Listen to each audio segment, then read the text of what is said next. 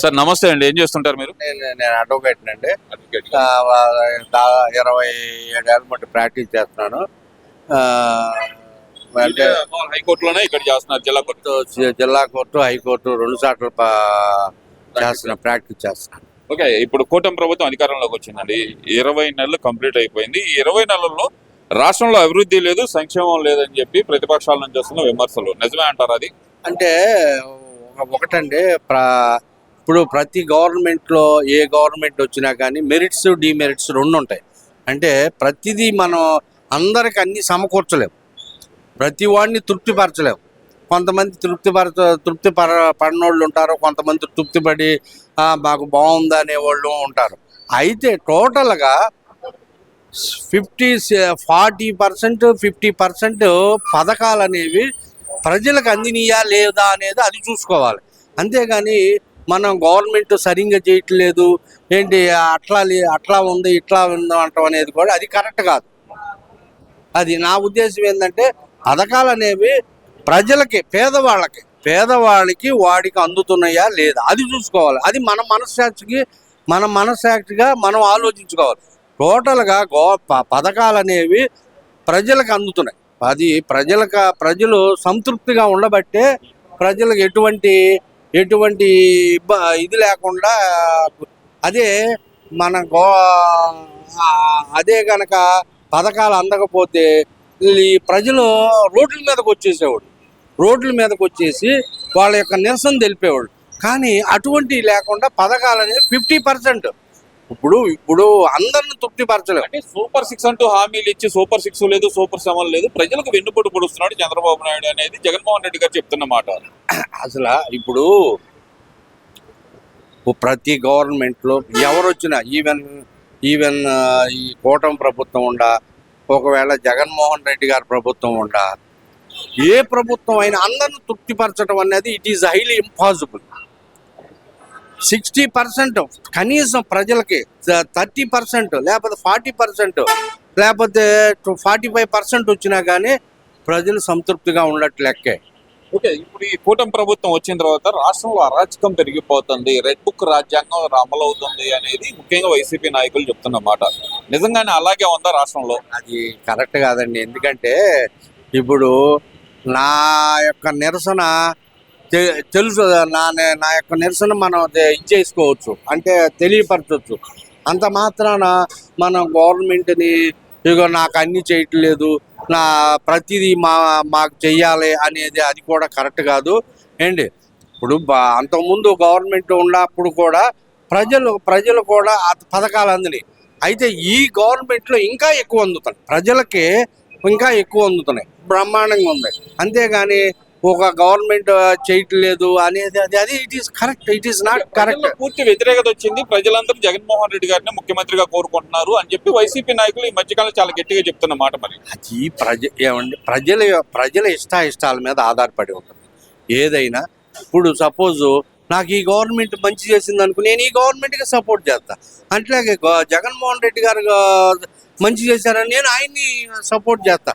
ఇక్కడ గవర్నమెంట్ వ్యక్తులు కాకుండా గవర్నమెంట్ని చూసుకోవాలి. వ్యక్తులు కాకుండా గవర్నమెంట్ మనకి బాగా చేస్తుందా లేదా అది ముఖ్యం. సార్, ఇప్పుడు యాజ్ ఎ లాయర్గా చెప్పండి, ఇప్పుడు కేంద్రం గెజెట్ కూడా రిలీజ్ చేసిన తర్వాత, అమరావతి అనేది కేంద్రం గెజెట్ కూడా రిలీజ్ చేసిన తర్వాత మళ్ళీ నేను అధికారంలోకి వస్తే మార్చేస్తాను, దాన్ని మావిగాని చేస్తాను అనే మాట జగన్మోహన్ రెడ్డి గారు చెప్పడం ఎలా చూడాలంటారు? అది కరెక్ట్ కాదండి. ఎందుకంటే ఇప్పుడు ఇప్పుడు మనం ఆంధ్రప్రదేశ్లో ఉన్నాం. ఆంధ్రప్రదేశ్ అనేది కేంద్ర ప్రభుత్వంలో ఒక భాగం. అన్ని రాష్ట్రాలు అనేవి కేంద్ర ప్రభుత్వానికి లోబడే పనిచేయాలి. అంతేగాని మళ్ళా నేను వచ్చి మళ్ళా రాజధాని మార్చడం అనేది అది కరెక్ట్ కాదు. అది దాన్ని మనం రాజ్యాంగాన్ని 110 సార్లు మార్చుకున్నాం, ఇది ఒక లెక్క అంటున్నారు కదా మరి జగన్మోహన్ రెడ్డి గారు. అంటే రాజ్యాంగం మారలా, అమెండ్మెంట్స్ మారినాయి. అంతేగాని రాజ్యాంగం మార్చడం అనేది ఇట్ ఈజ్ హైలీ ఇంపాసిబుల్. దాంట్లో సవరణలు మాత్రమే చేసుకోవచ్చు తప్పించితే నువ్వు రాజ్యాంగం నేను మార్చేస్తాను అది చేస్తాను అనేది అది సుప్రీంకోర్టు పరిధిలో, సుప్రీంకోర్టు కూడా ఏమీ చేయలేదు. రాజ్యాంగం అనేది అది ఒక పీఠిక మనకే డాక్టర్ బిఆర్ అంబేద్కర్ కల్పించినట్టు బడుగు బలహీన వర్గాలకు కల్పించినటువంటి ఒక పీఠిక అది. అంటే ఆయన చెప్తున్నారు కదా జగన్మోహన్ రెడ్డి గారు, రాజ్యాంగంలోనే సవరణలు చేసినట్టు రేపు నేను వస్తే అధికారం మాది వచ్చినప్పుడు అమరావతిని తీసేసి మావిగన్ పెట్టుకుంటాను అక్కడ నేను అంటున్నారు కదా, అది జరిగే పని అంటారా? అది జరిగే పని కాదండి. ఎందుకంటే చట్టానికి లోబడే మనం ఏ పని అనేది చేయాలి. చట్టానికి బియాండ్ చట్టానికి ఇది కాకుండా అంటే అనేది ఇట్ ఈస్ నాట్ కరెక్ట్ అండి. అది వాళ్ళు కూడా ఆలోచించుకోవాలి. దాన్ని నేను నా యాజ్ ఏ లాయర్గా జగన్మోహన్ రెడ్డి గారు ఆ మాటని వెనక్కి తీసుకోవాలని నా కోరిక.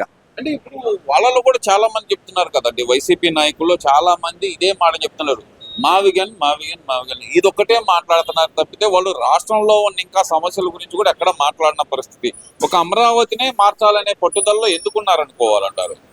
అది ఇప్పుడు అమరావతి అనేది మార్చడం అనేది అది అంటే అన్ని ప్రాంతాలను అభివృద్ధి చేయాలి. అన్ని ప్రాంతాలని ఇప్పుడు సపోజ్ హైదరాబాద్ ఉందండి, హైదరాబాదు అంతకుముందు అభివృద్ధి అంతా ఒక హైదరాబాద్కి ఎగ్జిస్ట్ అయ్యి ఉంది. దానివల్ల చాలామంది నష్టపోయారు. దానికి అనుగుణంగా ప్రజలు కూడా రియలైజ్ అయ్యారు. ప్రజలు కూడా మా రాజకీయ నాయకులు చేసింది తప్పు, అభివృద్ధి అంతా ఒకసాటే ఉండటం అనేది కరెక్ట్ కాదు అని చెప్పి, అందుకనేగా ఇప్పుడు అంతకుముందు ఉన్నటువంటి చంద్రబాబు నాయుడు గారి ప్రభుత్వాన్ని డినై చేశారు. ఇప్పుడు జగన్మోహన్ రెడ్డి గారు మరి 3 ప్రాంతాల అభివృద్ధి అన్నా కూడా ఆయన కూడా డినై చేశారు కదండి. మరి అంటే 3 ప్రాంతాలంటే అన్ని ప్రాంతాలు ఆయన అన్నది ఏంటంటే అన్ని ప్రాంతాలను అభివృద్ధి చేయండి. అన్ని ప్రాంతాలను అభివృద్ధి చేస్తే ప్రజలు కూడా అందరు అభివృద్ధి చెందుతారు అనేది ఆయన కాన్సెప్ట్. 3 రాజధానులు అనేది అది కరెక్ట్ కాదు. ఇప్పుడు 3 రాజధానులు కూడా పోయి 3 పట్టణాలకు వచ్చేసారు కదా మరి జగన్మోహన్ రెడ్డి గారు, మరి దాన్ని ఎలా చూడాలి? ఏమండి, ఇప్పుడు అంతకుముందు ఛత్తీస్గఢ్ ఉంది. ఛత్తీస్గఢ్ రాజధాని రాయ్పూర్ని రాయగఢ్ని బేస్ చేసుకుని అభివృద్ధి చేశారు. ఇప్పుడు బ్రహ్మాండంగా ఉంది. అంటే ఈ ప్రభుత్వం అన్ని ప్రాంతాలను అభివృద్ధి చేస్తుంది. సపోజ్ వైజాగ్ ఉంది, వైజాగ్ ఐటీ హబ్. అట్లాగే గుంటూరు ఉంది, గుంటూరు ఈ రాజధాని ప్రాంతం. ఇంకొకటి ఉంది అట్లాగే కర్నూలు ఉంది, కర్నూలు ఇది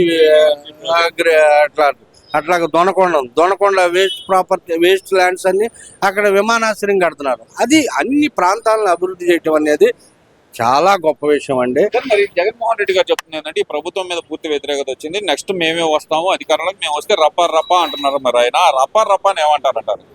అది ఇప్పుడు ప్రజల ఇష్టాయిష్టాల మీద ఆధారపడి ఈ లైన్ ఆఫ్ రప్పా ఏంటంటారు అసలు? అది కరెక్ట్ కాదండి. ఎందుకంటే అది ప్రజల్లో ఒక రకం నా ఒపీనియన్ ఏంటంటే ప్రజలకే ఒక రకమైనటువంటి మెసేజ్ వెళ్ళుతుంది. అది ఆ ప్రజల్లో మెసేజ్ వెళ్ళింది అనుకోండి, ప్రజలు టోటల్గా రాష్ట్రం పాడైపోతుంది, టోటల్గా దేశం పాడైపోతుంది. అది కరెక్ట్ కాదని నా అభిప్రాయం. Thank you sir.